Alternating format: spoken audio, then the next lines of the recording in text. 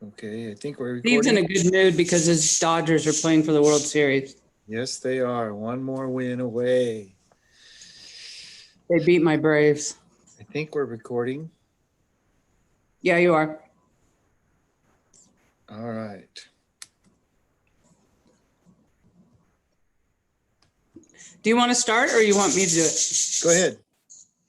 So there's been a lot of talk about how to help you guys deal with the stress, the balancing home and work and all those things. So we did some research. Can you cover that? We did some research on social emotional support for teachers and students and got some, I found some really cool ideas. So we're going to just talk about those and maybe help you. Go ahead, Steve. Well, the reason that we're hitting the subject, we did a needs assessment with our mentor teachers last week, and it was by far and away the top of the list of what teachers are really struggling with. And so we wanted to continue to talk about it and see if we could mitigate some of that and come up with some ideas. But we also want your contribution as well. And so even if you're not dealing with it, how are other teachers dealing with mega stress? And we'll share this. Yeah, and we'll share the video on the classroom and let people take a look at it. But by far and away, it was the number one issue, and it didn't stay with just beginning teachers. Our veteran teachers or mentors are feeling the pinch of as well as what's going on. So it is also seems to be a state and national issue for our teachers this year. Oh, I'm sure. So, and it wasn't so much I'm feeling stressed. There was a real issue between a balance between work and home. And my survey revealed that we have a number of teachers that are working well past 6 o'clock at night every day.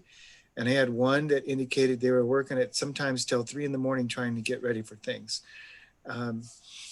I think it's a recipe for burnout, and good chance that by the end of the year, we'll lose you because you'll find something else that's not as stressful that pays just as well. So we want to try to help mitigate that and put some balance back into our lives and go from there. So with that, we'll let Jenny take over. Can I advance it? Let me see. Oh, no, you can't. Sorry. So here's the Google Classroom code. If you've not joined that, I would suggest you do, because you can get, if we add documents or we'll have the video on there, that'll help for you if you needed to go back or you wanted to share it with somebody. I'll give you a second.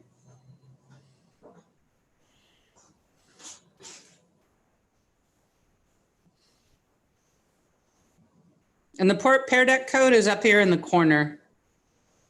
SKOLHB if you haven't logged in there yet. Did it work? The code didn't work for Google? SKOLHB? No, for Google. I saw Stephanie shake her head, so I'm waiting to see if it works. You're muted. I couldn't see the code. I was on the other screen. Oh, okay. I'm going to try it now.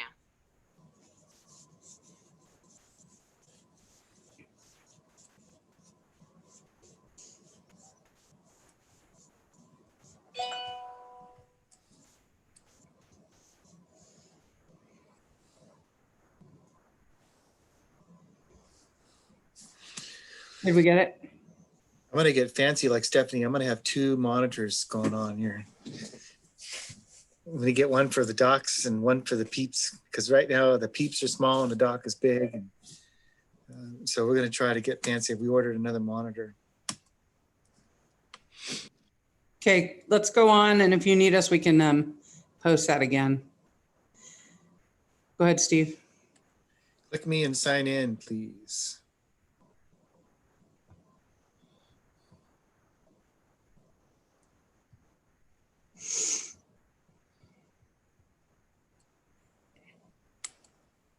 There you go.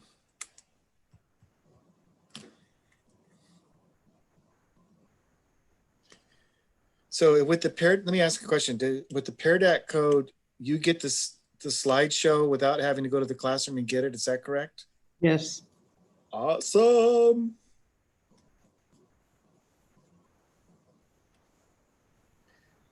Vanessa looks like she's relaxing in San Francisco as the sun is gently settling down over the Farallon Islands on a clear day with no fog. You can see Alcatraz. That'd be Sausalito on the Golden Gate Bridge. Oh, right.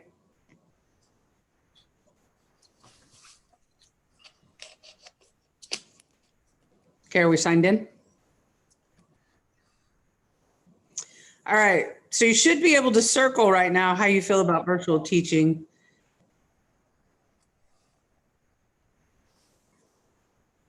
Are you able to do it? 2 of 3 have responded. Oh, awesome. How come I can't see that?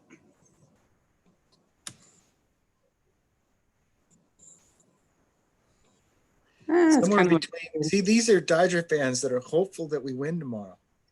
right.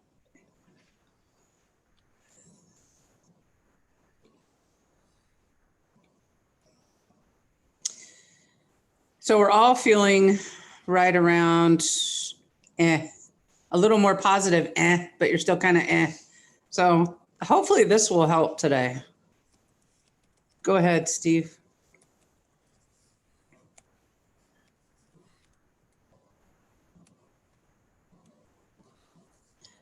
Here's a funny. Let me see here.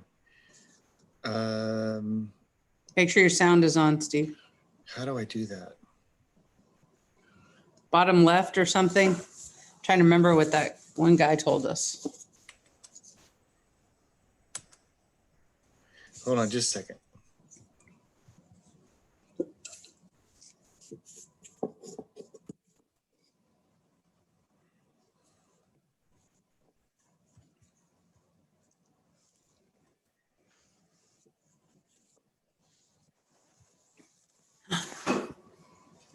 Farrah's here.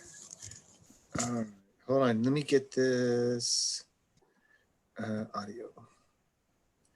Music test speaker. Let me join. Which one is the share button? What? Help me out, guys. Which one's the share button?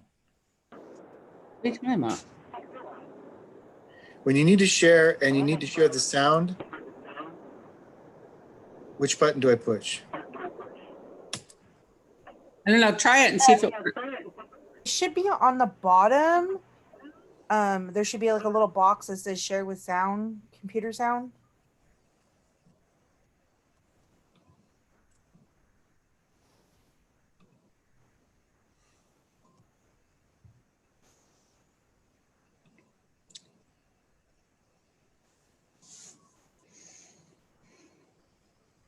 Ay, ay, ay.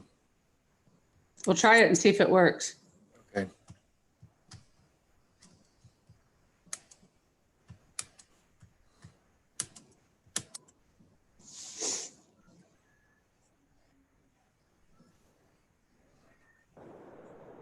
We can't hear it. Can you hear that? Can't hear it.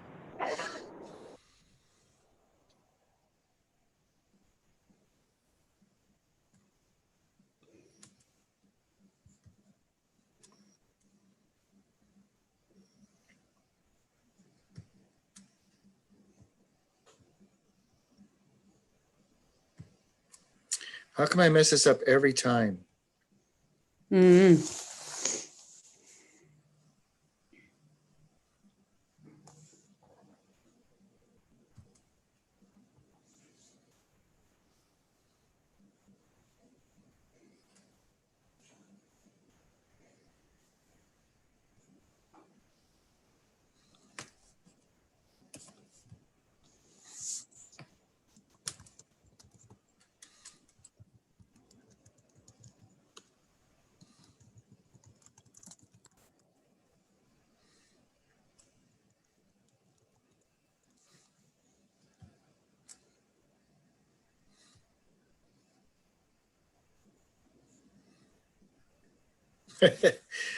Well, Did you press play?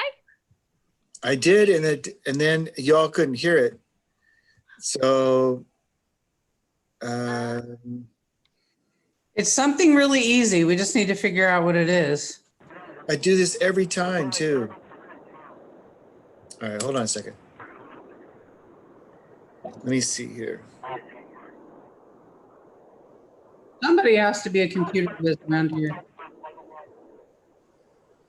Do you have an HP? Yes, I have an HP. Oh, okay, that's why. So like the Apple ones, they go automatic. I think it's somewhere in the settings on your Zoom, or if not, I think you have to click the button, the sound button off, and then play the video or something like that. I forgot what it is, but it is like a minor thing you have to click on. Okay. I'm now getting to the panic mode.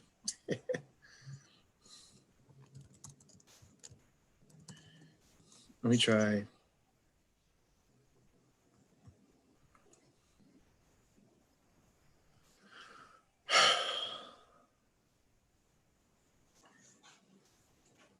But let me come back to it and you guys keep going. Okay.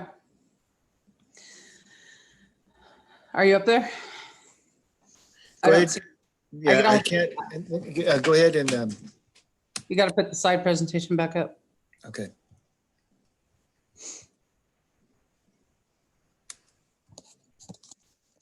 There's exactly what you don't do in class. Okay. Well, Steve figures that out. We're going to go to the next one. So general causes of teacher stress. I know we're speaking to the choir on this, of course, but many say they're due to a lack of strong leadership or a negative climate, which obviously some of us are probably dealing with at length because people are so frustrated and tired of what's going on, overwhelmed. So I'm sure there's quite a few people around you that are very negative. Hold on. Hold on. Let me see if I got it. Morning, girls. It's so you lovely hear that? to be in Yep. your homes today. And I look forward to us going on. Coffee.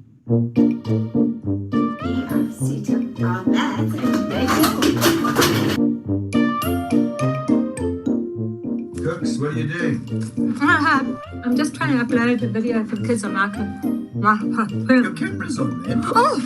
Which means that it's two words that we put together to make another word. So I'm going to just share one Bible verse with you today. And the I'm gone. Blessing, I'm gone. Start again. Moon and light form moonlight. The next word we have is cooler bag. Cooler bag can also be a compound word, cooler and then bag. He was always the hero.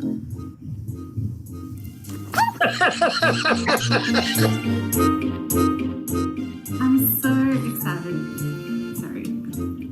I'm so excited to be starting term 2 with you. And we have got Simon, I'm recording. Oh! So, my advice for studying this section: keep 2 timelines. Keep one for the opposition movements, or the liberation movements, and then one for the government.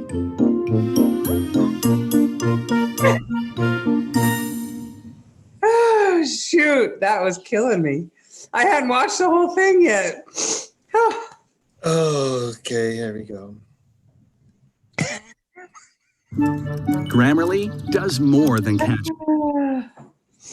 Okay, now that I've laughed hysterically. So we just talked about lack of strong leadership, negative climate. Our job, go back one.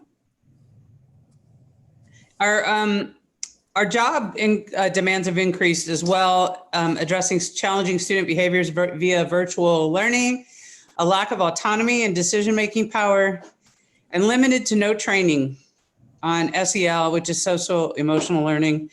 And I would venture to say lack of training on how to do this whole virtual learning thing.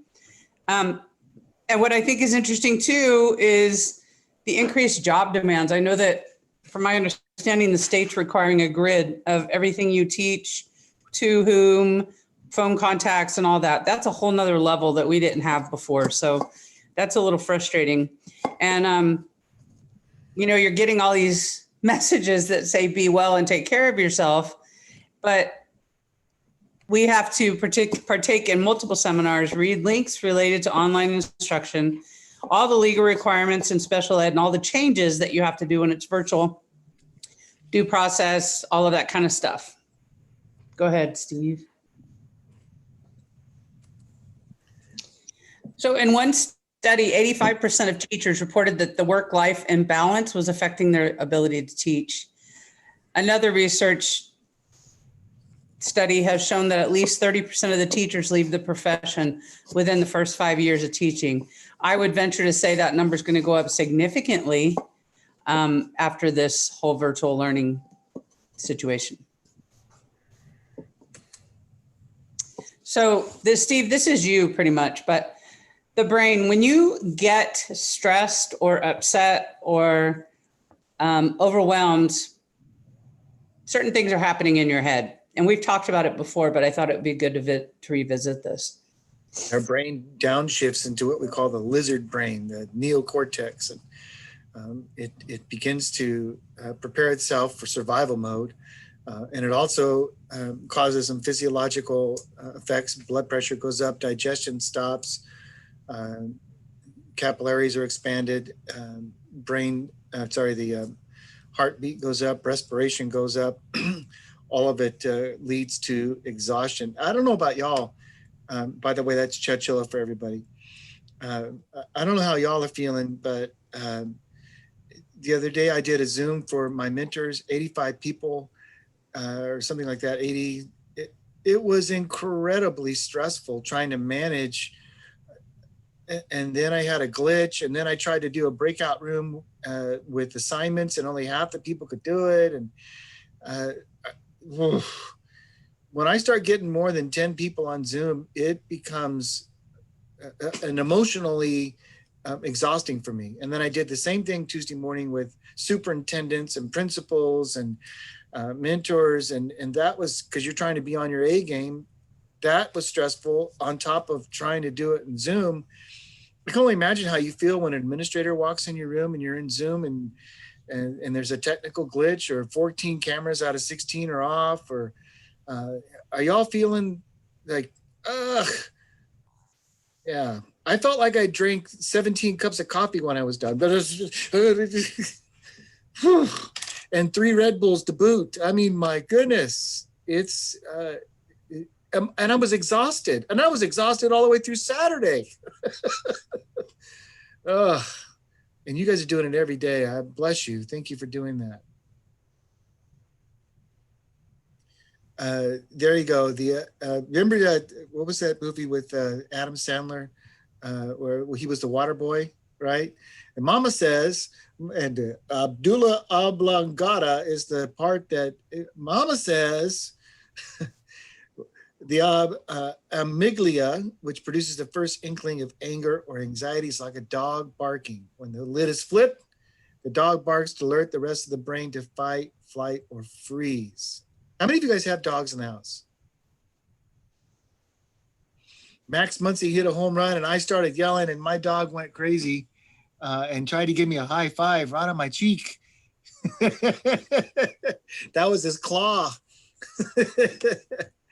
I need to pay attention to that dog noise, and we need to do that too when we're thinking about stress. So we're talking about, we need to do this, not just for your own survival, but to avoid burnout, to increase your well-being and create a positive learning environment. Because when you're stressed, the kids sense that. When you're upset, the kids sense that. And as you know, if we're emotionally unsteady, we don't feel good about how the lesson goes. And therefore, the way we portray it to the kids isn't going to be as good as it could be. Go ahead, Steve.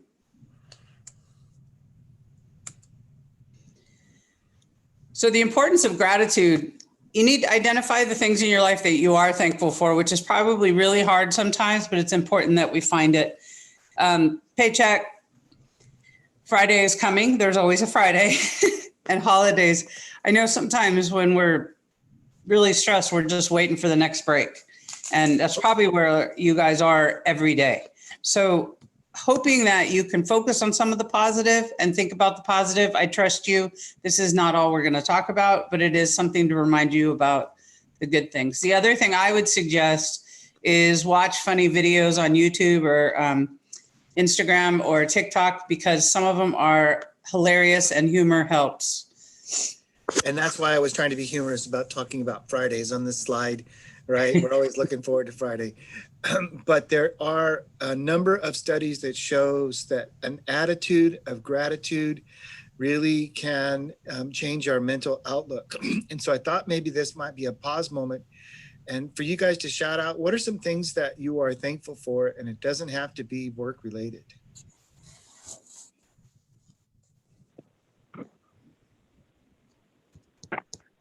Health? Say again, Farah? I'm sorry, I'm on my phone. I said health? Your house? Health. Yeah, Health, my health. Like I'm healthy, my family's healthy, and I'm just healthy, waking up in the morning healthy, not having issues or anything. Indeed. Miss Can't take that for Saldana granted said, either. Miss Saldana said family.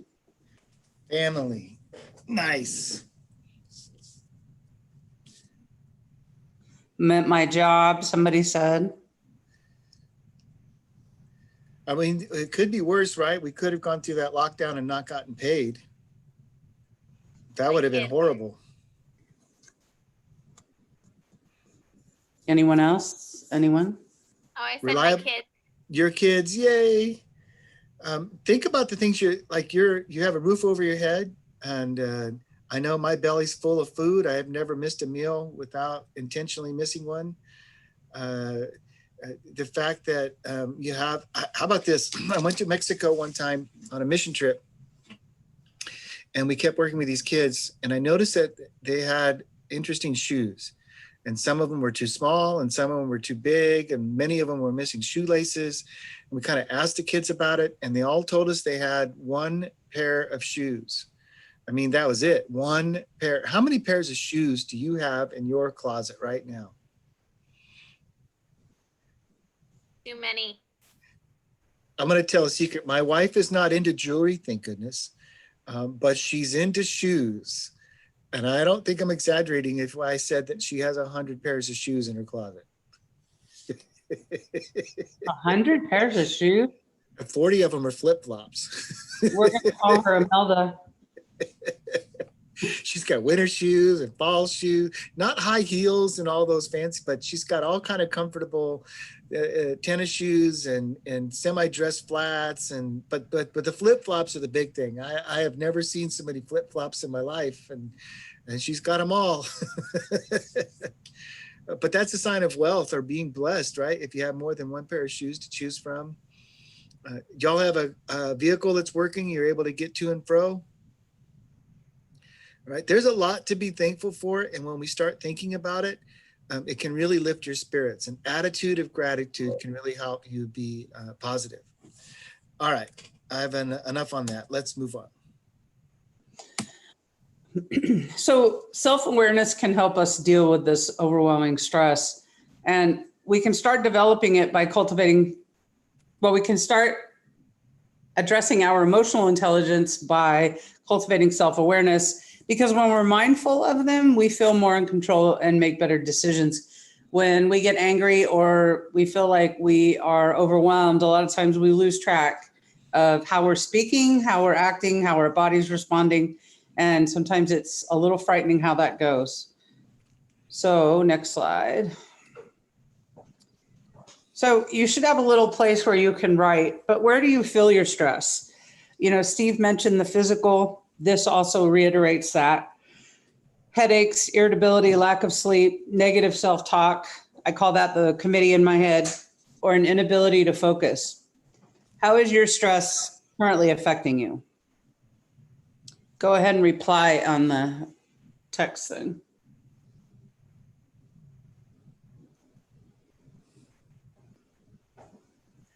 How many of you have gained the COVID-19 pounds? I have. I definitely have. And this is not helping. I'm snacking, sorry.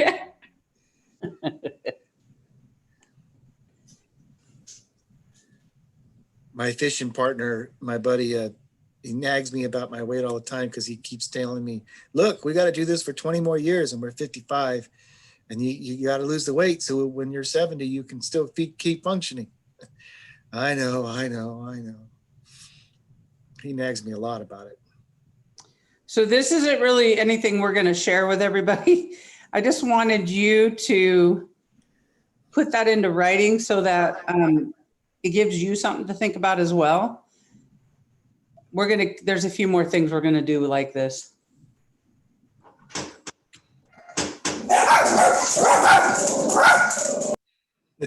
Oops. Poor Jenny. 1 second.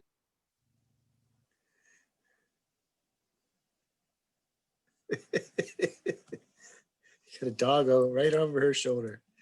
That'll create some stress. They create stress, like unbelievably. Okay, so I saw this and I thought, what a cool thing to think about. Because we've talked before in this class about where could you cut? Where could you cut out? Where could you find time?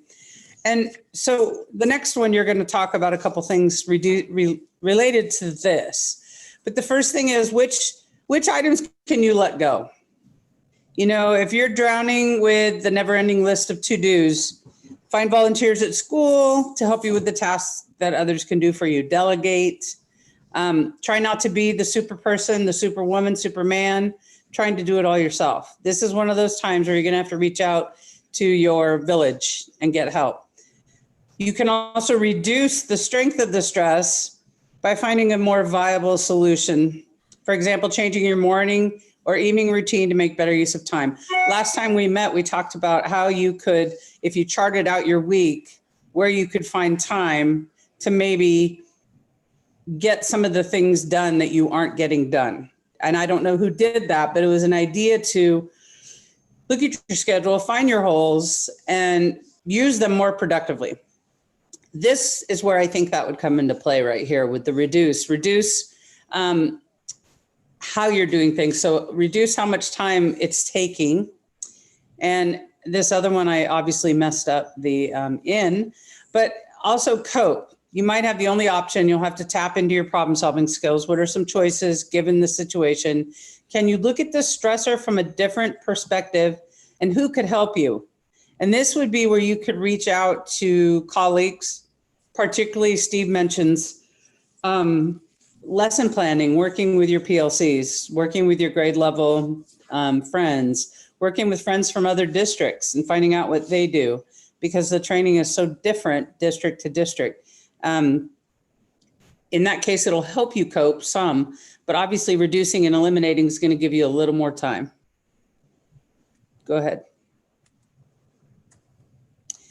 So you should have a writing ability here. What are the situations, circumstances, or people that are causing you stress? Nobody's going to see this, just so you know.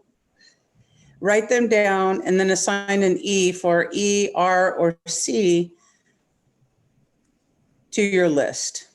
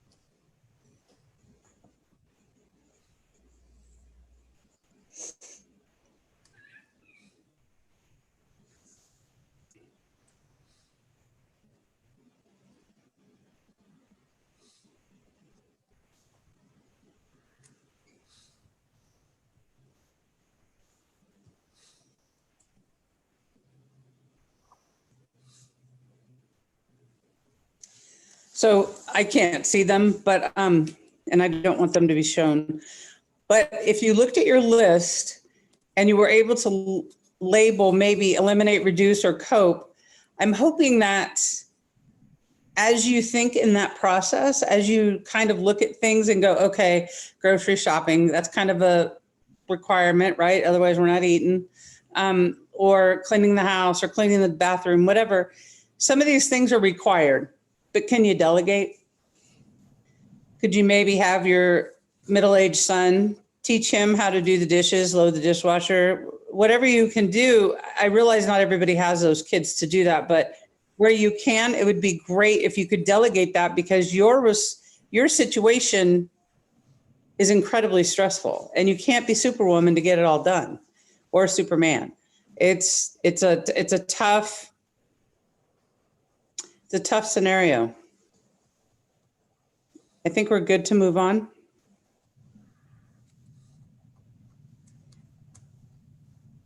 And then I just gave you a yes or no.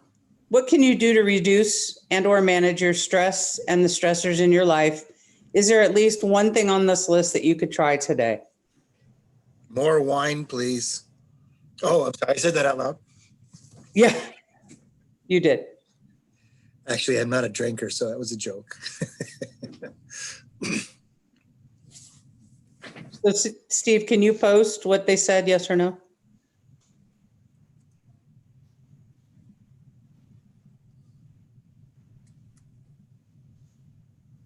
Yay. Okay, good. Hopefully, I mean, with time consolidation, some of these things that you could fix, you might be able to ink out a little bit of time. Whether that's time for you to sit in a room with candles and take a nap. I mean, whatever it needs, maybe that's some time for some self-care. I also feel like some of these things are critical. Focus on relationships. For one, you guys have all of you that have been in the class or coming into the class. You could network with one another there. You could network with your teachers, your PLCs, your friends that are not great, because sometimes you just need to vent and laugh, maybe share TikToks and laugh your butt off. Whatever you need to do, you need something and someone to connect with that can relate to what you're going through. Use humor. Clearly, I do that all the time, even when it's completely inappropriate. Exercise. She told me a joke I can't repeat. It was funny. It was a little kid joke too, but find an activity that will get you moving. Choose something you can realistically incorporate into your schedule. I mean, I don't even know if you're into yoga or what, but you could have a yoga mat next to where you're working. And when you have a minute or two between class, just go do one stretch, get back up. It'll help. It'll absolutely help. I didn't think I didn't think stretching would help at all, but I started doing CrossFit. And I found that the stretching was the most important thing for me. I felt so good after I did it. And it can be just one thing, but it'll get your blood flowing and it'll change your brain set. It'll be amazing. Check-in time. You know, you often plan time to check in with your kids, but take a second during the day, or maybe several times during the day, to kind of check in with yourself. Like, okay, I'm feeling stressed. Oh, I feel low. I need to eat something. I think we get so focused on what we're doing, we forget to look at ourselves. And then for like me, if I'm low on sugar and I'm in the middle of teaching and I don't go do something about it prior, I will seriously eat everything in sight. And then my sugars skyrocket and then I don't feel good again. So it's one of those that you need to stay on top of it so that you don't lose control over it. Create independence. When I first started teaching, I learned really quick about that teacher group of the older teachers that were bitter about everything. You know, the kids are terrible. The kids are stupid. It's the kids. Kids have changed. Nobody, you know, it's never them. It's never just the way things are. It was always something greater. Hey, can you close that door for me? It was always somebody else's fault. And I found when I hung out with them that I started to get really bitter too. And I even have dear friends that I taught with, we're the same age. They've become those bitter teachers. And I've kind of tried to refuse to do that because I don't think kids are changing. I don't think that any of those things are happening. I think that we choose we choose our attitude about what we're doing. We choose our everyday approach and get away from the people that don't share your attitude. And connect with your long-term goals. What do you want to do? Who keeps you going? What keeps you going? Some of you I know are in school. It's hard to focus on that, but that is something you're doing for you. That is something you're doing to improve you. So treasure that time, use that time, and pump yourself up during that time. Does anybody have any comments to that? Have you found some of this to be true? I No? found some of it to be true.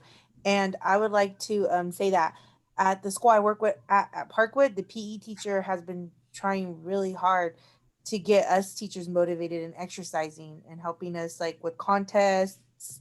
He has pedometers that we go out, and he has music out on the lunches and breaks for us to go and just be active. And just that little bit of time, it just relieves so much stress. That's awesome. Listening Yeah, to we music, you're not thinking about that. You're talking with other people, and you're able just to like, it just all goes away for that little bit of a time. So that does help. Awesome. Stephanie? Yeah, we also have those as well. We have walking Wednesdays and I guess fitness Fridays. We walk before the first 9:30 session on the blacktop with the music. And so, yeah, our PE coach has started that as well. And it's really been great. Are all the schools doing that? No. Maybe it was a challenge Yeah. from the PE department.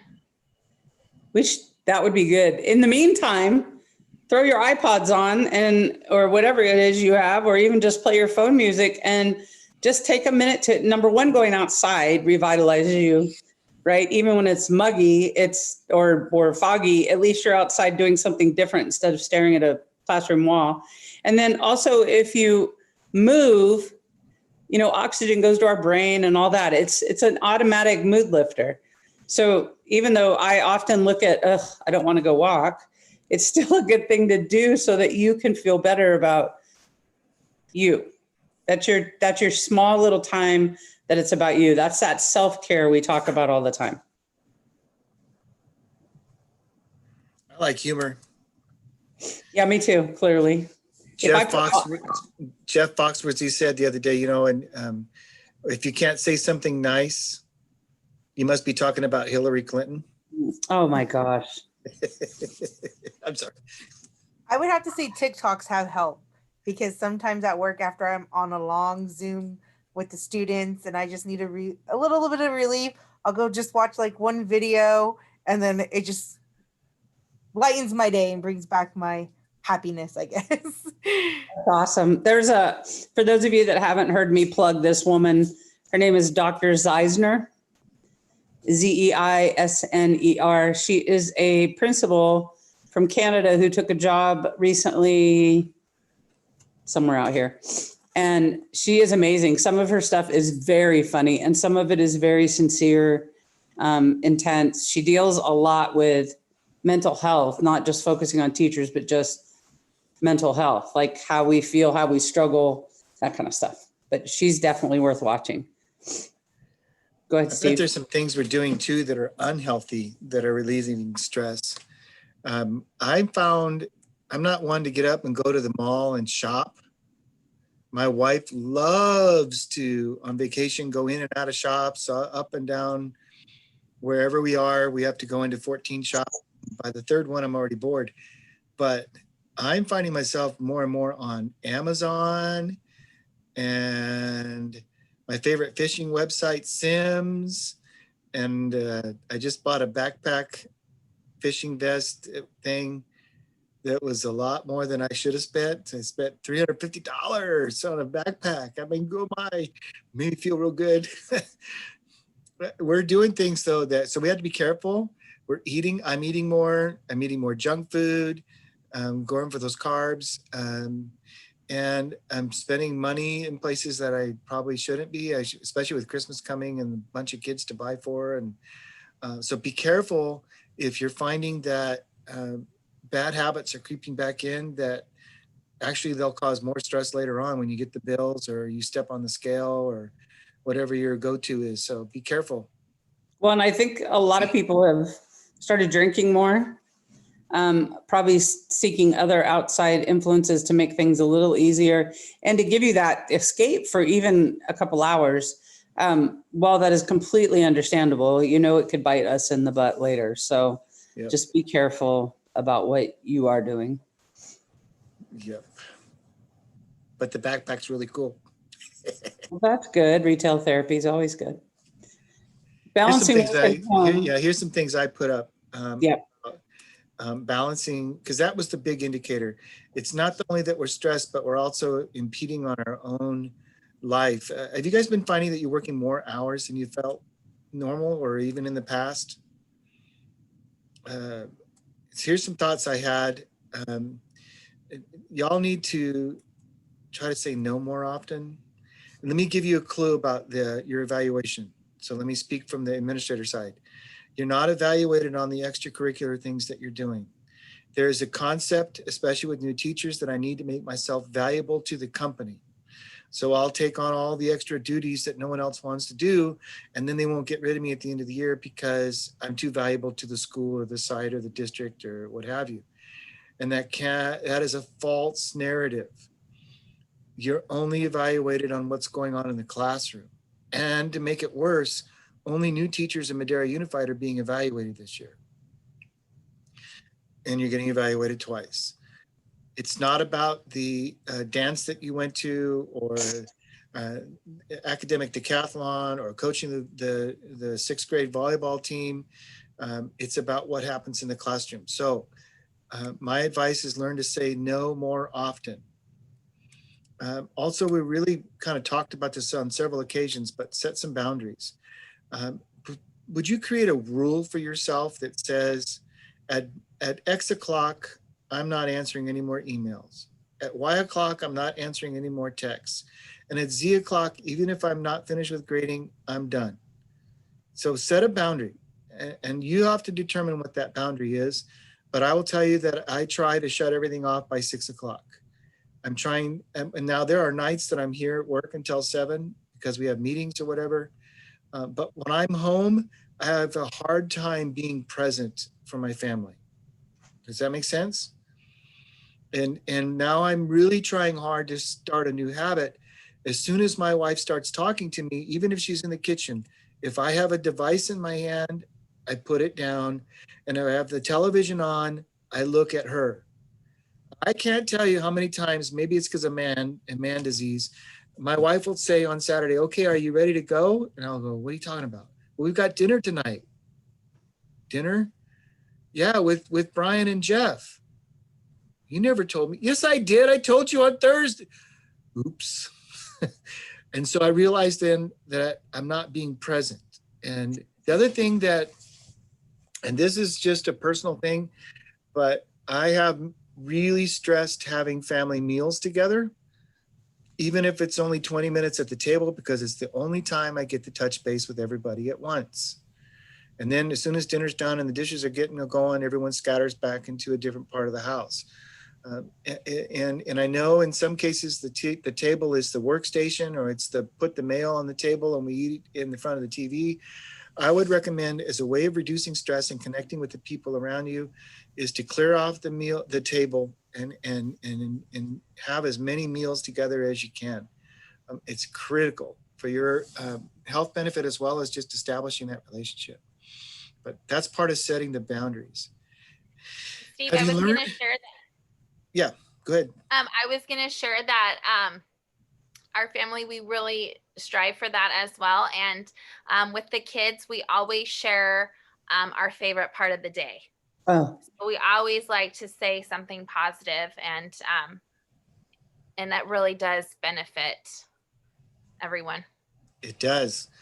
And I had a teenager, a preteen, that she wanted to complain about everything. And I said, oh no, here's a new rule. We cannot complain at the dinner table.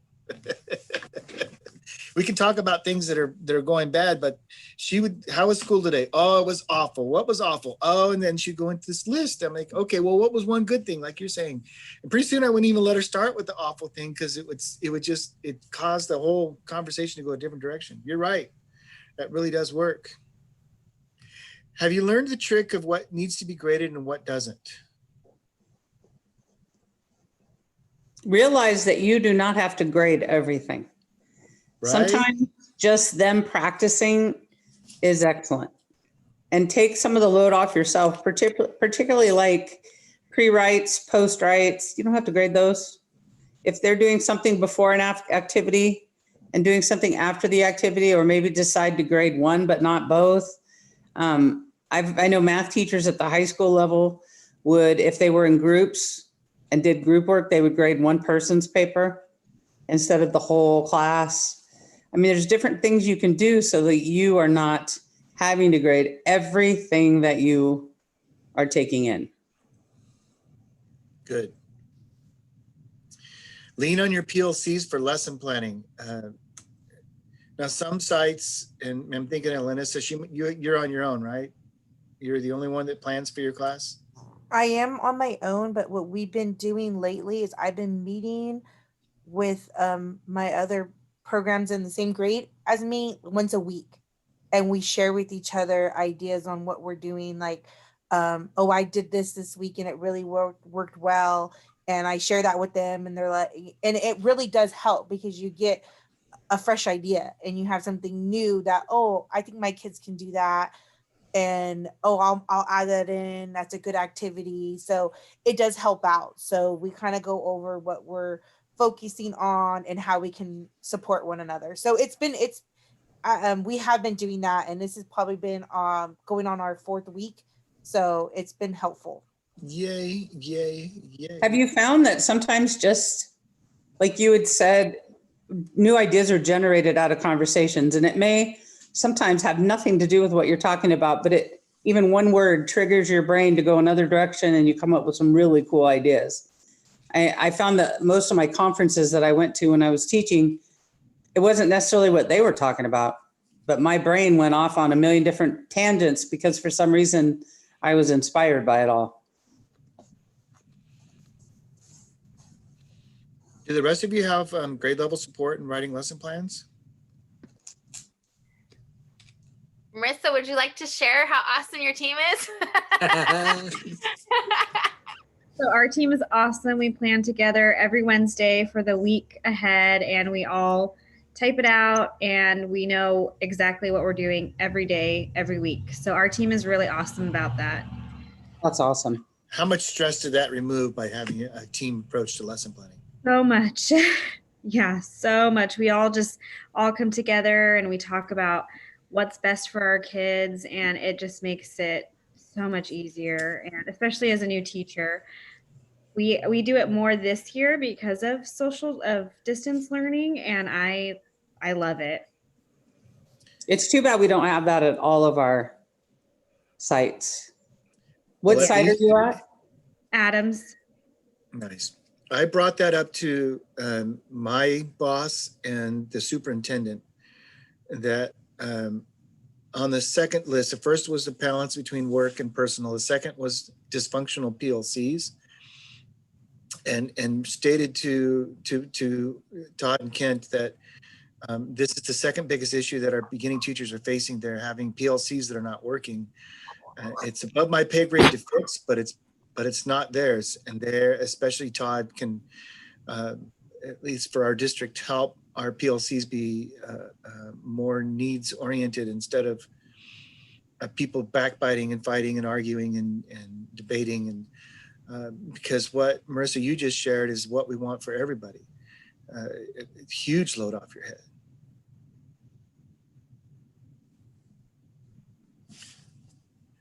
All right, Stephanie, I'm glad. Are you leading your PLC? Yes. See, nice. Nice. She's a great leader. Here's an axiom that's true for almost every organization. 80% of the work is done by 20% of the people. And so Stephanie's got the mentor hat on and the grade level lead on and a mama hat on and a household organizer hat on, and right? You got it all going on. Hey, one more thing. What we know about your generation, and I say it that way, I feel old enough now that I can say your generation, is y'all don't ask for help. Now, that's not unique to you. I don't ask for help either. And it's a pride thing, a vanity thing. I don't need the help. I can figure this out on my own. Or it makes me look weak, or I'm being evaluated and I can't ask for help because then they'll know I can't do something. And it can't be further from the truth. What we really want to see is people that are coachable, people that are trainable. We know already that beginning teachers don't have it all figured out. And that's just a given. That's a fact. But teachers that never ask for help and constantly tell us, I got this, I know what I'm doing, make us worried. Teachers that say, how do you do this? What's the best way to approach that? And then take that and make it into new learning and do something with it. Those become our best teachers. So I'm asking you, ask for help. And I had to ask for help this year. And it was hard for me to do. I don't know, again, if it's a man disease thing or my age thing or my personality or what have you, but I had to ask for help. And lo and behold, I'm getting it. And I'm getting support where I didn't think I was going to get it. And so while this has been, for me, the second most stressful year as the beginning teacher director, it's been one of the most supportive years that I've had, and finding, like I said, help in ways that I didn't expect. So ask for help. It's not a shameful thing. It actually makes you look good. And then that last one out there, are there some tech gadgets you guys are using that help you record grades or even grade for you that you could share out? What are you using to help organize some of the things that you're doing? Well, in the kinder world, we're using Seesaw. Nice.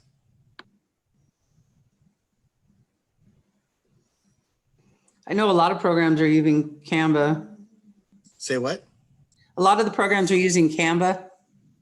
Canva? Or Canvas. Canvas. Canvas. Oh, okay. Well, we were showing you Pear Deck as a way of at least checking for understanding, so that it's embedded in your Google Slides. But there are tons of softwares out there that can do the grading for you. Quizlets is one of them, and it's also a way to record stuff. So take advantage of tech. All right, let me turn it back over to Jen, and I'll turn the slide. So here's another video that was kind of cool about reducing stress. Great rapid reset that we. Sorry, it started automatically. Are you ready? Yes. Use with students, and it's one of their favorites.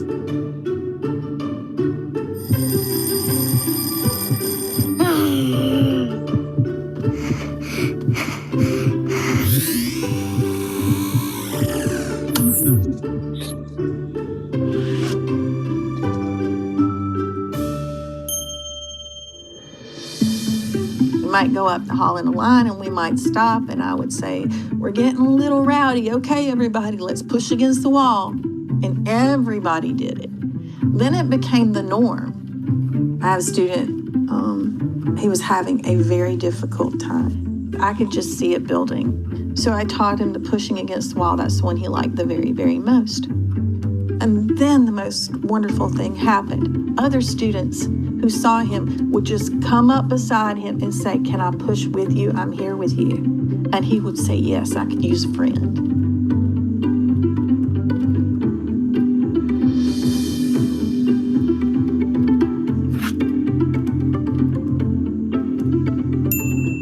I talked through it with them. What are you feeling in your body now as you have pushed? And at first, young children don't necessarily have the verbiage for that or the ability to express those sensations, but over time, they begin to build that vocabulary. And then they're able to express how they're feeling. I'm breathing easier. I can feel my shoulders relax.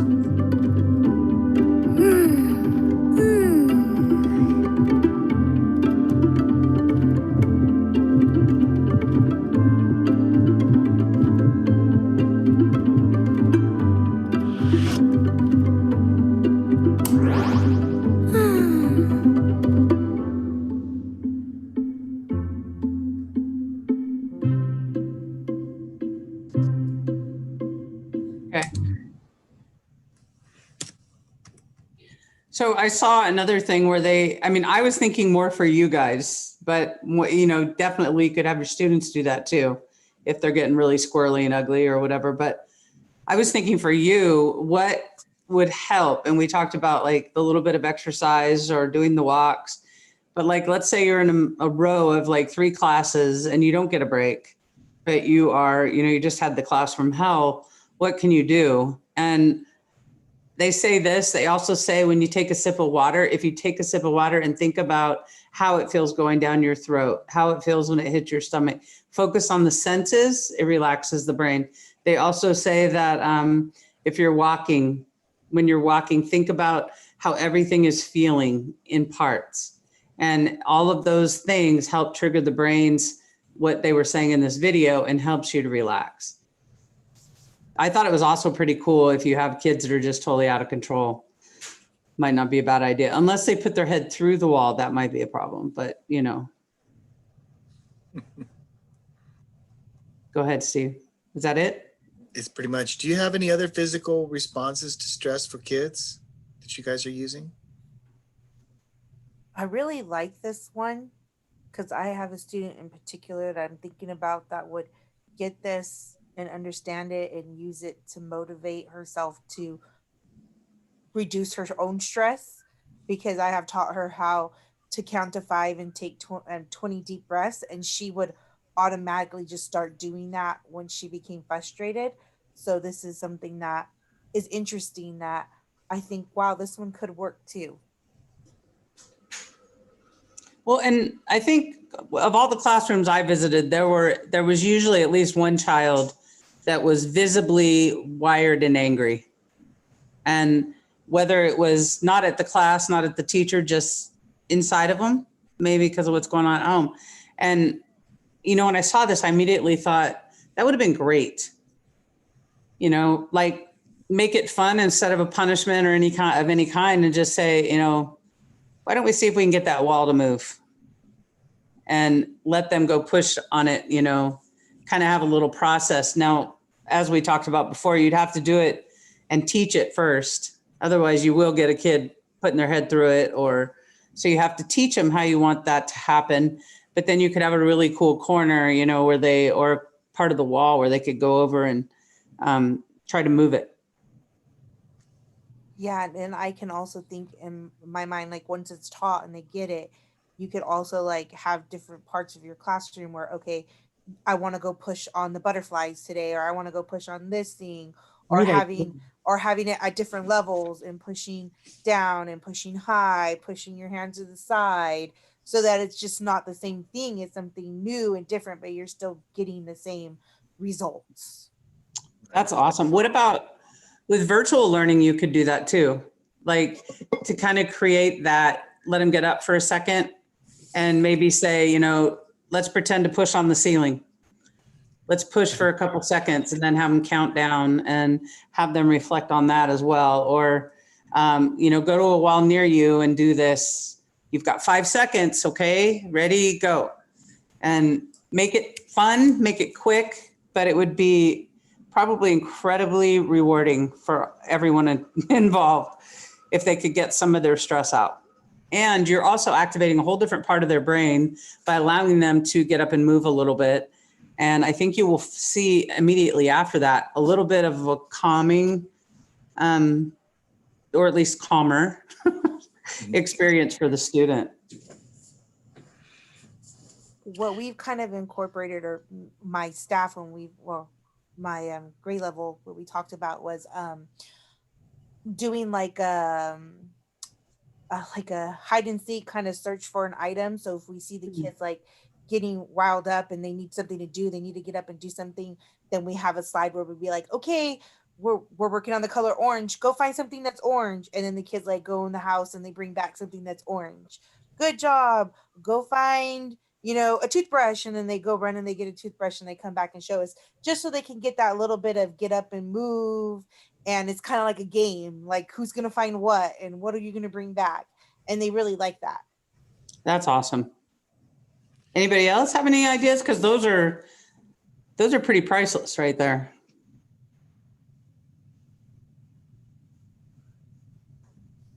No one? Radio silence? Bueller? Well, I have some thoughts as we close out. The numbers for Madera County are trending in the right direction. And if they stay the same for one more week, we'll go from purple to red, which means that things can start opening. If the numbers continue, I think that we'll see kids in the classroom maybe as soon as, well, we know some county schools are already opening. Some are looking at November 2nd as a start date. So that's a week from Monday today. I suspect, my gut's kind of telling me Madera Unified by January. And I know Liberty's looking at that. Sherman Thomas is looking at that. Some in Shawanaki are starting sooner.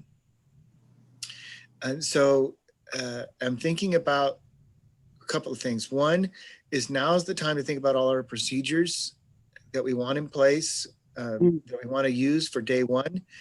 The more procedures that you have in place that control the classroom, the less stress it will be for you. And pretty soon it becomes automatic for everybody and nobody has to think about it. A second is I want you to give yourself permission not to be perfect. Okay? I always think, well, there's always tomorrow. And that's the nice thing about education is if we mess up a lesson or if we mess up something today, we can redo it tomorrow. And so knowing that this transition's coming, it's going to be really tough, but don't hold yourself to a standard of perfection because no one's going to meet it. And there's going to be some mistakes and some do-overs. And so, all right, we'll do it again tomorrow differently. And you'll find that you'll become like a secondary teacher where third period and fourth period and fifth period are way better than first and second. So Monday's class might be your experiment and Tuesday's class might be perfection, and you'll figure it out. Wait, to add to that, Steve said, identify your procedures and all that. But when you identify those procedures, you need to also create teach tos because these kids are going to have to learn a whole different system again. So, we just got through all the virtual, maybe just now establishing anything. And now when you walk into the classroom, or if you have a hybrid, you're going to have to teach those processes, procedures, and rules again. And so create a teach to for every little thing. And for those of you that aren't horribly familiar, it's basically you show them how it's done correctly. You have them practice with you, and then you have them practice independently. Such as walking into the classroom and sitting down, raising your hand, how you turn in work. Everything you do should have a teach to with it so that they know what you expect. We can't expect that they know how we want them to behave. And you've got time now. Well, you don't really, but there's time ahead of us going back. So maybe start thinking about those things in phases so you don't have to do it all at once. Yeah, and the good thing is you have a head start. It's like starting a new class again, but at least you have a relationship with the kids this time instead of August 1st or August 15th when you don't even know the kids. Now you know the kids, but you're essentially getting a day one all over again in January. So anyway, well, that's all we have for you today, but we would really appreciate if you would do our feedback page. That would help us as we continue to try to improve ourselves. And so if you could do that for us, you don't have to do it right this second, but in that link, it's a Google form and answer those questions for us. And we're going to let you go. One of the things we're finding is that too much time talking in front of Zoom is stressful, and we're trying to have an anti-stress meeting. So we're going to let you go early.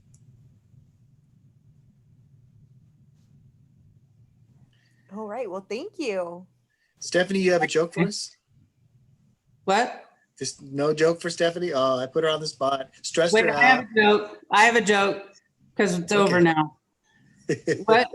What do you see when the Pillsbury boy leans over? Donuts. I heard it on TikTok. That's where I got it. That It little was boy a good one. was so cute. He was so cute. So there's my joke. Bye, you guys. Okay, guys, bye. Thank you guys.